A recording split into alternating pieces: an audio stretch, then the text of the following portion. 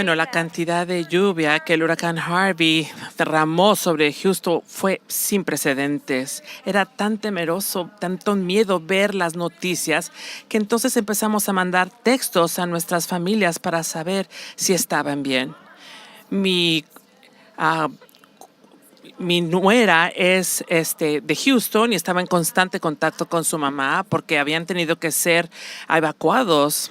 Y bueno, mi cuñada vive en Houston y tiene un pantano en la parte de atrás de su casa y entonces veían cómo el agua empezaba a crecer y aumentar y estaban preocupados de que tuvieran que dejar su casa. Al final, ambas casas salieron libres de daño, pero otras personas en Houston no fueron tan afortunadas. Ver cómo las aguas empezaron a subir y ver cómo se destruían miles de casas y entonces ver todo lo que había pasado. Los expertos repetidamente hablaban sobre los peligros de las aguas que cambiaban a un color turbio que había dejado la tormenta. Los residentes dijeron que aparte de la suciedad y los escombros, el agua estaba contaminada de desechos humanos. Tenía bacteria E. coli, virus, químicos tóxicos, toda clase de contaminantes, de microbios desagradables. No fue después que los hospitales de Houston estaban inundados de pacientes que tenían infecciones en las pies y enfermedades del estómago. Un hombre casi pierde su pierna cuando se le cortó su pierna y tuvo una herida y entonces una bacteria empezó a comerle la piel. Debido a la contaminación de las aguas, se declaró un estado de salud pública en todo el estado de Texas. En el libro de Tito, Paul le dice a su amigo Tito, en el libro de Tito, Pablo le dice a su amigo cómo es que debe de cuidar la salud espiritual. La isla de Creta era un centro de comercio muy concurrido, localizado justo en la unión de 4 mares. Entonces tenía un estadio espectacular, tenía hermosos baños, tenía grandes templos y un fabuloso centro comercial. Los cretenses eran marineros osados, eran guerreros, pero también eran conocidos por sus debilidades. Un historiador menciona que eran glotones, egoístas, codiciosos, que eran insubordinados y lo más importante, que eran propensos a inventar historias y a torcer la verdad. Cosas tan malas que la palabra cretanizarse se considera un sinónimo de mentiroso. Así es que a Pablo le importaba que esa cretanización pudiera empezar a influenciar la iglesia.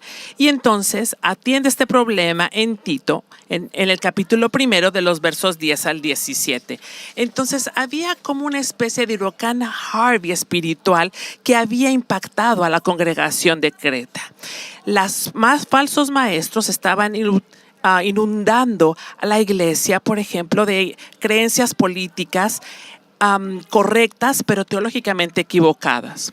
Ellos eran de verdad, eran populares estos maestros, eran provocativos, tenían tantos medios, los seguían, tantas personas los seguían, tenían blogs, pero sin embargo estaban en medio de la controversia porque atacaban a la comunidad.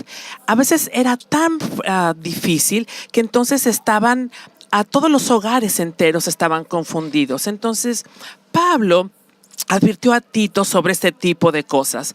No sabemos específicamente qué ideas eran, pero estas ideas eran conceptos que estaban tomados de mitos populares y también ideas que venían de influencias fuera de la comunidad cristiana, de personas que las influenciaban. Entonces, ellos eran ideas progresivas y políticamente correctas. Los falsos profetas les gustaría que el cristianismo fuera como más político para que fuera más fácil, que se mezclara más con la cultura cretense para que fuera más fácil de entenderse. Pero estos utilizaban frases como estas: ay, estos pastores, los ancianos, son tan limitados en sus pensamientos, tan críticos. Nuestra cultura es incompatible con la cristiandad, así es que tenemos que renovarnos, tenemos que ser incluyentes, tenemos que rentar lo rígido, la tradición de la Biblia, la interpretación tradicional de la Biblia. Es como Jesús lo hizo. ¿Ustedes creen que este tipo de palabras se pueden escuchar ahora? Creo que sí. Entonces, la gran cantidad de enseñanzas que había infectaba a los creyentes en Creta. Entonces, Pablo escribió en este libro de Tito, y el tema y punto principal de su consejo fue el fundamento de todos estos problemas de edad y de género que estaban sucediendo. Se trató en Tito capítulo 2, verso 1, que decía: pero tú enseña lo que esté de acuerdo con la sana doctrina. Eso es lo que Tito necesitaba hacer para contraatacar todas estas ideas que estaban destruyendo. Él necesitaba enseñar lo que estaba de acuerdo con la sana doctrina. Para algunos de ustedes, doctrina puede ser una palabra intimidante que se utiliza en la iglesia, pero sencillamente significa enseñar. El diccionario define doctrina como cualquier grupo de ideas que son creídas y enseñadas. La doctrina es lo que crees acerca de Dios, lo que crees acerca del mundo, acerca de tu mundo, lo que crees acerca de ti, lo que crees acerca de cómo vivir. Todos tenemos una doctrina. Por ejemplo, Michael Moore tiene una doctrina. Los grupos LGBT tienen una doctrina. Los supremistas blancos tienen una doctrina. El grupo Greenpeace tiene una doctrina. CNN tiene una doctrina. El canal de Fox tiene una doctrina. La escuela de tus hijos tiene una doctrina. Todo el mundo que pone su opinión en Facebook o en Twitter tiene una doctrina. Pero Pablo establece que los cristianos, nosotros no tenemos cualquier doctrina. Cualquier doctrina o grupo de creencias o enseñanza funciona para nosotros. Hay una específica que nosotros debemos tener, que tiene la Escritura. Es aquella que es revelada por Dios a través de las Escrituras y a través de Jesús y los apóstoles. Esa es la única doctrina que es sana doctrina. Los falsos maestros estaban tratando de presionar con sus ideas y hacer una combinación, como una especie de mezcla. Y vamos a poner todas estas ideas, incluyendo las cristianas, y vamos a hacer algo. Y entonces Pablo le dice en su verso 13, repréndelos severamente para que sean sanos en la fe. Esta palabra sana es importante porque en estos 3 capítulos se menciona 5 veces. Esta es la palabra griega higienio y es la raíz para una palabra en español que nosotros tenemos como higiene. Higienio significa ser saludable, correcto o exacto, libre de contaminantes, enfermedades o dolencias. Cuando nosotros pensamos en esa palabra en español, sana, creo que pensamos principalmente en algo seguro, confiable o digno de confianza, como alguien que te da un buen consejo. O pensamos en algo que está en buena forma, no dañado tal vez, como decir, por ejemplo, llegó sano y salvo. Pero yo no creo que consideremos esta palabra sana como algo saludable, libre de cualquier contaminante, que es la principal idea que encierra esta palabra griega. Así es que, por ejemplo, déjenme les muestro. Tengo 2 vasos de agua aquí. El agua de este vaso es pura, está clara, totalmente saludable, libre de contaminantes. Y yo la tomaría sin ningún problema, sería sano y salvo para mí. Bueno, de hecho es bueno para mí tomar agua. Pero el agua de este vaso es impura. Está contaminada, está sucia, tiene desechos. Alguien, no sé, la tomó, no sé qué tiene aquí. También fue tomada de un charco ahí en una zanja, en algún lugar. Alguien le puso cosas. Pero probablemente tiene toda la cantidad de cosas no sanas. Por ejemplo, microorganismos, bacterias. tal vez no tan mala como las aguas del huracán Harvey, pero sin embargo malas. Y tomar esta agua no es una buena idea. Tomar un sorbo de esto probablemente tendría problemas en todo el escenario, me enfermaría. Entonces, esta agua está sana y esta agua contaminada es no sana. Así es que espero que esto les haga ver más visualmente lo que significa sana doctrina. Sana doctrina. Pero para ustedes, para ti, enseña lo que está de acuerdo con la sana doctrina. La sana doctrina es saludable, es limpia, está libre de contaminantes. Es buena para ti. Pablo quería decirle a Tito que debía de enseñar cosas de acuerdo con la sana doctrina para que entonces la sana tuviera su fe sana, hablara de una manera sana, pensamientos sanos, una actitud sana y así pudiera tomar sanas decisiones. Estoy convencida que todas las fallas y defectos de nuestras vidas son derivadas de alguna deficiencia o un error doctrinal. Por ejemplo, mal pensamiento guía a una manera mala de vivir, pero una manera correcta de vivir lleva a una manera correcta de actuar. Entonces, tenemos que vivir una vida de acuerdo a cómo nos habla el Señor. Es el que nos lleva al entonces qué. Y lo podemos ver muy claramente en Titos.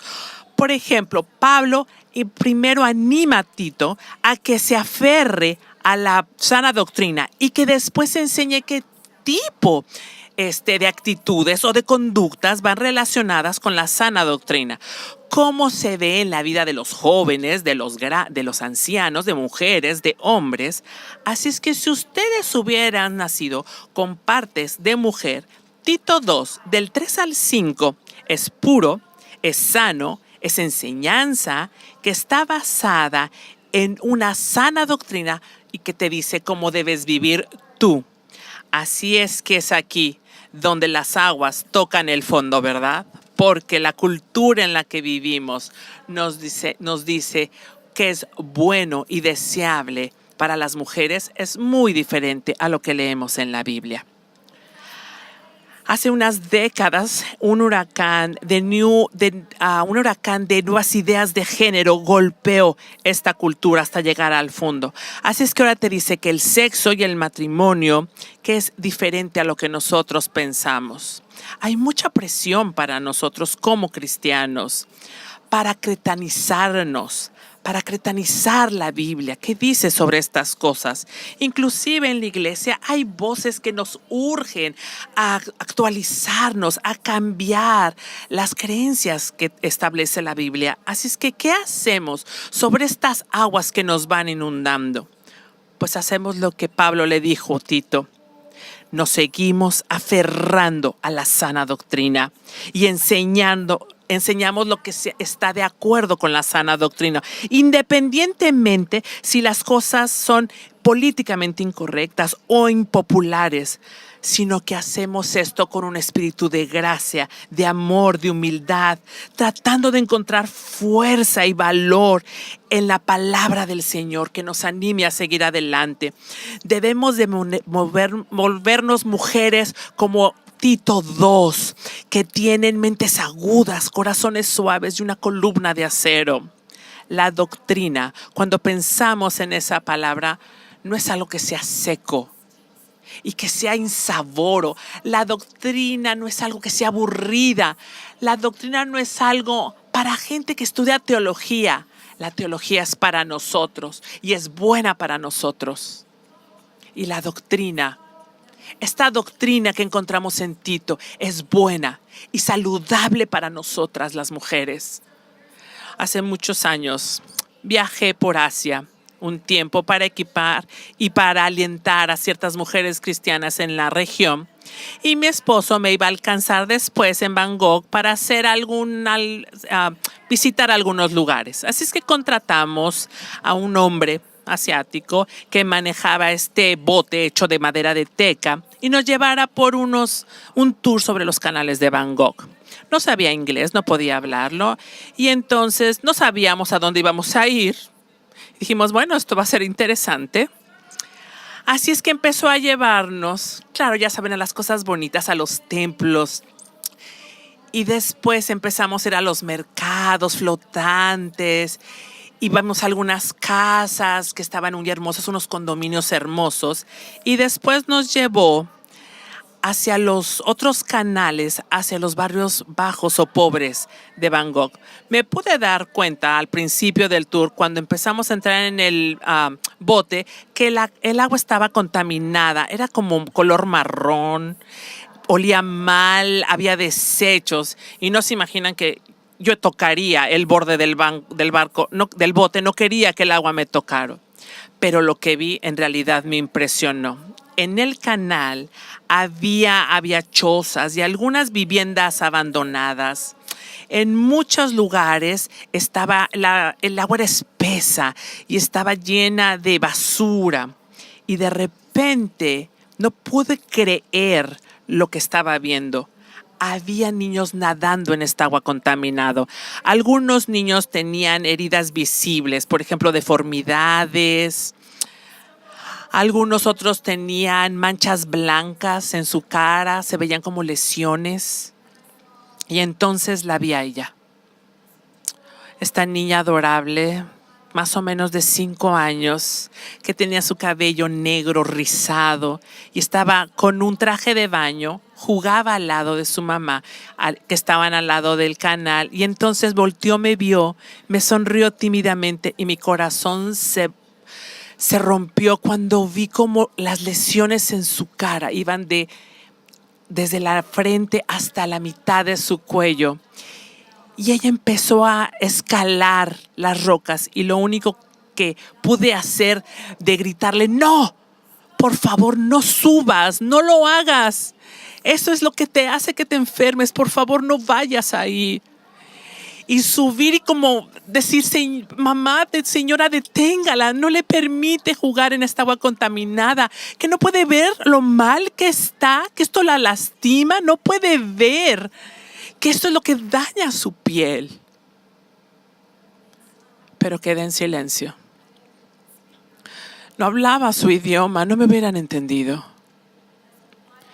Y conforme nos fuimos deslizando en la barca, sentí como las lágrimas corrían por mi rostro. La niña jugaba en agua contaminada y no tenía la idea de cuánto mal le hacía todo esto. Si hubiera podido, le hubiera avisado, le hubiera dado a ella y a su mamá algunas lecciones sobre el agua contaminada y les hubiera dicho, miren, mejor jueguen ahí, en esta fuente de agua que está más clara. Y eso es exactamente lo que hace Dios en nosotros. En este libro de Tito 2, del verso 3 al 5, nos dice a nosotras mujeres, a las jóvenes, a las ancianas, a las mamás y a las hijas, a las hermanas, a las amigas. Y conforme vamos explorando estos versos, por favor, piensen en esto, que estos conceptos son puros, claros como el agua, son saludables, son santos, dan vida, nos sostienen, porque nos enseñan lo que va de acuerdo con sana doctrina. Vamos a orar. Padre, por favor, permítenos ser mujeres que amemos tu palabra, que cuidemos tu palabra y que verdaderamente abracemos lo que tú nos dices y creamos que es confiable y es sano y saludable para nosotros. Que por favor seamos mujeres que enseñemos lo que está de acuerdo con sana doctrina. Amén y amén.